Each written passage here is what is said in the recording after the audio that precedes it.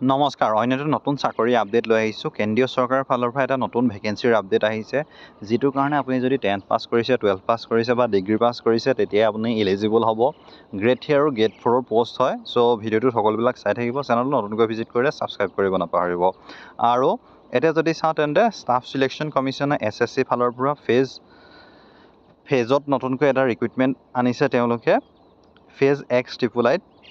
চ' আপোনালোকে মন কৰিব, ইয়াত যদি আমি চাবলৈ যাওঁ তেন্তে টোটেল যি পোষ্ট আছে তেন্তে 2423টা পোষ্ট আছে। আৰু যদি ইয়াত কেটেগৰী ৱাইজো আছে, SCৰ কাৰণে 314টা, STৰ কাৰণে 148টা, OBCৰ কাৰণে 561টা, আনৰিজাৰ্ভৰ কাৰণে 1169 আৰু EWSৰ কাৰণে 231টা আছে।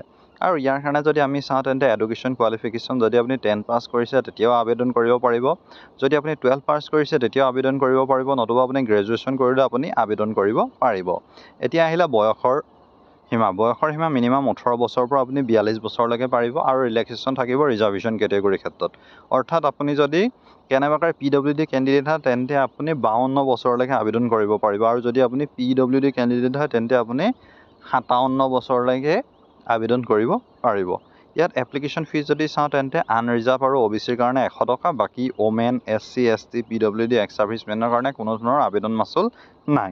আৰু ইয়াত যদি আমি চাওঁ যিটো SSC ফালৰ পৰা যিটো ৰিক্ৰুইটমেণ্ট আহিছে, এইটো 10+2ৰ কাৰণে হয় ৰিক্ৰুইটমেণ্ট, বা গ্ৰেজুৱেশ্যন লেভেলৰ হয়। ইয়াত সকলোৱে আবেদন কৰিব পাৰিব, এনেকুৱা নহয় যে মোৰ কিবা প্ৰব্লেম আছে বা SSC বুলি ক'লে মই ৰানিং কৰিব নোৱাৰোঁ, মই নোৱাৰিম নি, তেনেকুৱা নহয়। সকলোবিলাকে ইয়াত আবেদন কৰিব পাৰিব।